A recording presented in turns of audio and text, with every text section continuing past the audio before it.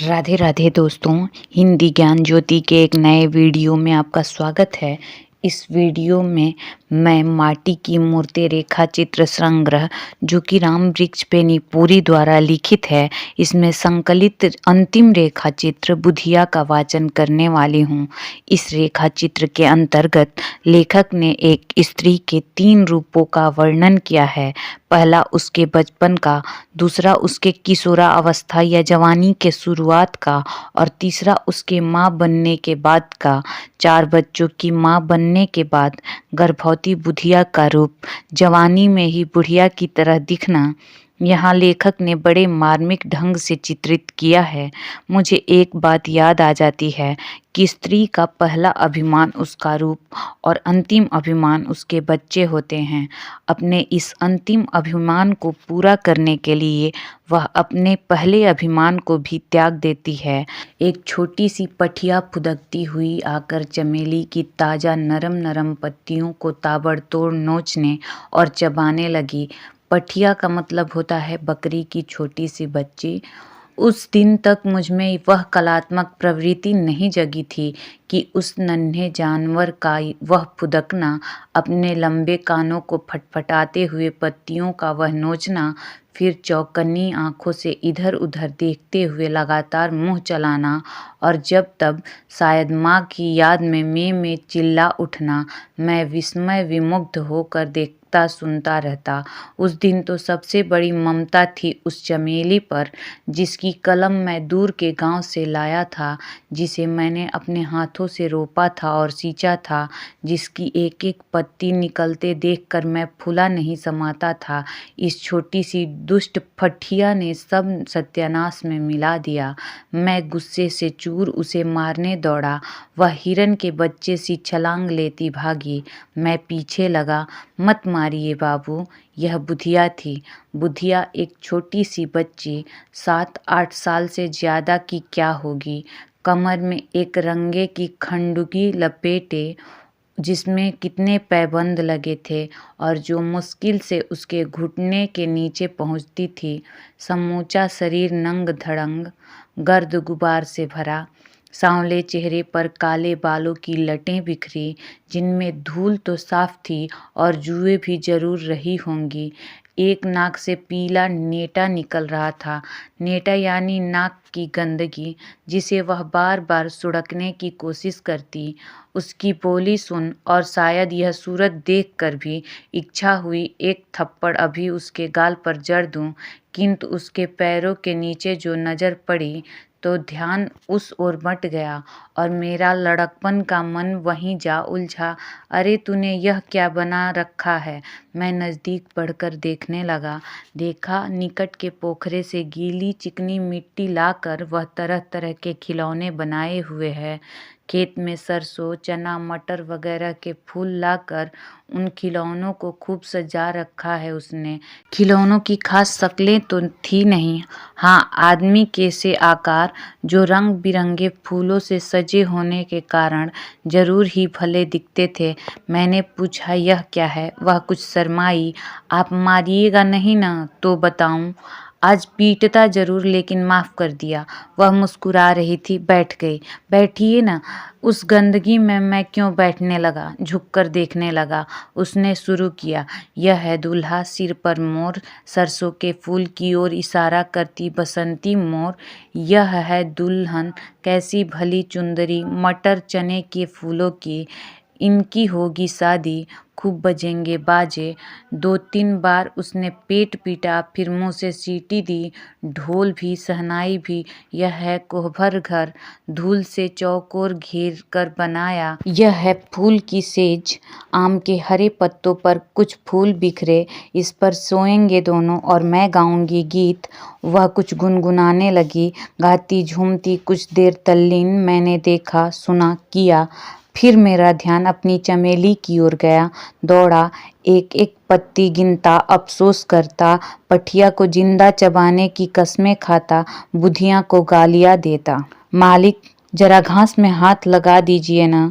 सिर नीचा किए, फिर बात पर तर्क वितर्क करता मैं गांव से उत्तर की उस सड़क पर शाम को हवाखोरी कर रहा था कि यह आवाज़ सुनकर सिर उठाकर देखा। झुटपुटा हो चला था। सड़क के नीचे खेत में एक युवती सी खड़ी मालूम हुई। घास का गट्ठर उसके पैर के नीचे बगल में पड़ा था। मैं झल्ला उठा। उसकी सोखी पर क्रोध आया। मैं अब शहरी आदमी हूँ, साफ कपड़े पहनता, गंवई के लोगों की गंदगी से दूर रहने की कोशिश करता।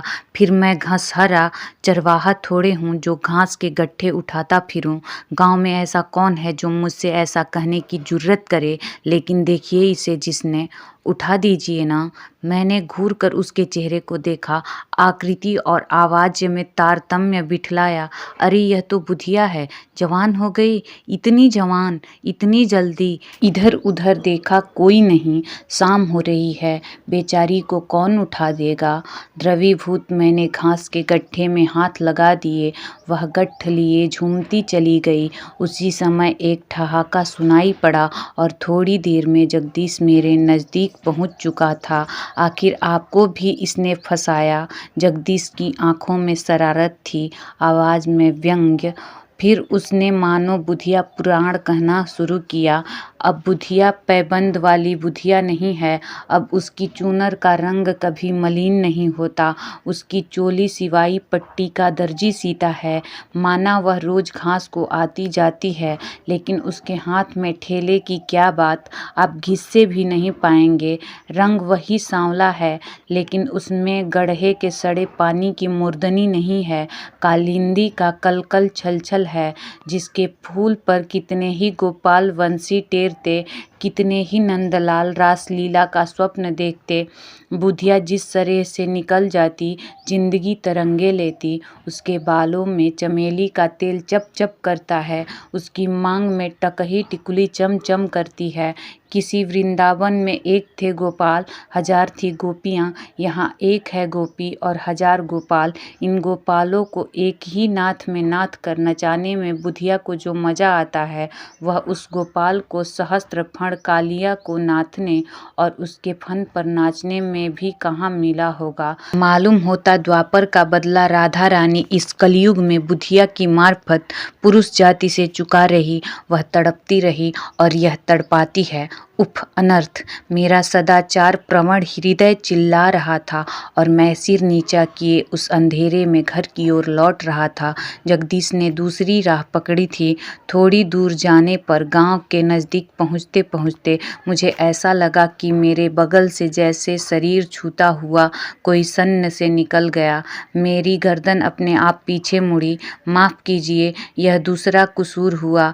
वह ठिठक कर खड़ी हुई बोली। वह बुधिया थी।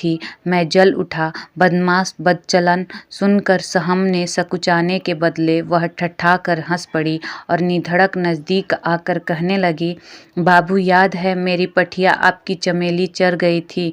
अंधेरे में भी बतीसी चमक उठी। बदमाश भाग चल। निस्संदेह उस समय मेरा चेहरा लाल अंगार बन रहा होगा और वह दूल्हा, वह दुल्हन, वह कोहबर, वह फूल सेज और वह गीत। गीत सुनिएगा बाबू। सजनी चल चली हूँ पीऊ घर ना, जाई तही लागू परम डरना। वह गाते गाते भागी, हंसती इठलाती। उफ कैसी बेशरम बेहया। मैं क्या क्या न बड़बड़ाया किया और दूर दूर से उसके ठहाके की आवाज़ आ रही थी। गेहूं की कटनी हो रही थी। मेरे भाई ने कहा, भैया आज ज़्यादा मजदूर होंगे, लूट लेंगे, जरा खेत चलिएगा। बस आपको सिर्फ खड़ा भर रहना है, काम तो अपने आप होगा। खून में जो कहीं बची बचाई किसानी वृत्ति है, उसने नए काम के नए अनुभव के कौतूहल से मिलकर मुझे खेत में ला खड़ा किया। एक पहर रात से ही, जिसमें गेहूं की पकी बालियां डंठल से ही झड़ न जाएं। चांदनी चांदनी में जो कटनी हो रही थी वह खत्म हो चली थी। बोझे बांधे जा रहे थे। मजदूर बोझे बांधते, उनकी स्त्रियां और बच्चे गिरी हुई बालियों को अपने लिए चुनते। गिरी हुई बालियों के बहाने कहीं पसही को ही न चुन ले, इसीलिए मेरी यह तैनाती हुई थी। पसही का मतलब होता है गेहूं का वह ढेर जिसे काट कर मजदूरों ने इकट्ठा करके रखा था। मैं एक जगह खड़ा चौकसी से अपनी ड्यूटी दे रहा था, लेकिन खेत के एक कोने पर मुझसे दूर एक मजदूर के पीछे एक अधेड़ स्त्री और उसके कई बच्चे ताबड़तोड़ बाल चुन रहे थे और मैं कहूँ कुछ फाउल प्ले कर रहे थे, यानी पसही में से कुछ अनाज चुरा रहे थे। ए, कौन औरत है? तू क्या कर रही है? मेरी ऊंची आवाज को औरत ने जैसे सुनकर भी नहीं सुना। हाँ, उसका मर्द शायद उसे डांट रहा था, ऐसा लगा। एक बार, दो बार, तीन बार अपनी अवज्ञा देख गुस्से में चूर मैं उस ओर बढ़ा। मुझे उस ओर बढ़ते देख उसके चारों बच्चे, जो 6 वर्ष के उम्र के अंदर ही होंगे, उस स्त्री के समीप आ गए। छोटे ने, जो 1.5 वर्ष का होगा, गुड़ुक कर उसके पैर पकड़ लिए। कुछ अलग ही से मैंने डांटा, तू क्या कर रही है रे? हाथ से चुनने का काम जारी रखते हुए ही झुके झुके उसने मुंह फेर कर मेरी ओर देखा और बोली, सलाम बाबू। यह कौन? अरे बुधिया, यह बुधिया है जो कभी खंडुकी पहने थी, कभी जिसकी चूनर नहीं मलिन होती थी। उफ, यह क्या हुआ? उसका वह बचपन, उसकी वह जवानी, और यह, हाँ, बुढ़ापा ही तो। फटा कपड़ा, चोली का नाम नहीं, बाल बिखरे, चेहरा सूखा, गालों के गड्ढे, आंखों के कोटर, और तो और जो कभी अपनी गोलाई, गठन और उठान से नौजवानों को पागल बना दे, उसके वे दोनों जवानी के फूल जब वह झुकी बाल चुन रही थी, बकरी के थन से लटक रहे, निर्जीव, निस्पंद। बुधिया, हाँ बाबू, मुंह फेर कर मेरी ओर सूखी मुस्कुराहट से देखा और काम में लगी रही। तब तक उसका आदमी बोझे बांध चुका था। उसने पुकारा, जरा इधर आ, हाथ लगा दे। बुधिया बाल चुनना छोड़ छाड़ कर खड़ी हुई और मेरी ओर देख फिर एक हल्की मुस्कुराहट ले उस ओर बढ़ी। मैंने उसके तन कर खड़ा होते ही देखा, उसका पेट बाहर निकला है, पैर उठ नहीं रहे हैं। ओह, यह गर्भवती है। तू ठहर, मैं बोझा उठा देता हूँ, मैंने कहा। ना बाबू, आपसे बोझा उठाने को नहीं कहूँगी, आप नाराज हो जाते हैं। उसके आगे के 2 दांत अजीब करुणा बरसाते चमक पड़े। मुझे धक सा लगा, पुरानी बात याद आ गई। वह संध्या, वह घास का गट्ठर, बुधिया का निवेदन, जगदीश का व्यंग्य, मेरी बौखलाहट, उसका पागलपन। उसी समय उसका छोटा बच्चा रो उठा। वह उसकी ओर लपकी और मैं सीधे उसके आदमी के पास पहुंचा। बोझा उठा दिया। वह हट्टा कट्टा जवान बोझा लेता झूमता चलता बना। इधर बच्चे के मुंह में सूखा स्तन देती, पुचकारती, दुलारती, हलराती। बुधिया बोली, बाबू आपके कै बच्चे हैं? ये बड़े दुष्ट हैं बाबू, देह बर्बाद करके भी इन्हें चैन नहीं, ये तंग कर मारते हैं। बाकी 3 बच्चे भी उससे सटे खड़े थे। एक की देह पर हाथ फेरती, एक की पीठ ठोकती, एक पर आंखों से ही प्यार उड़ेलती, गोद में बच्चे को थपथपाती। इस स्थिति में ही मग्न वह क्या क्या मुझसे बकती रही। मैं एकटक उसकी ओर देखता रहा, आंखें उसकी ओर देखती, दिमाग अपना काम किए जाता। हाँ, बरसात बीत गई, बाढ़ खत्म हो गई, अब नदी अपनी धारा में है, शांत गति से बहती। न बाढ़ है, न हाहाकार, कीचड़ और खरपात का नाम निशान नहीं। शांत निस्तब्ध गंगा मेरे सामने महान मातृत्व है, वंदनीय, अर्चनीय।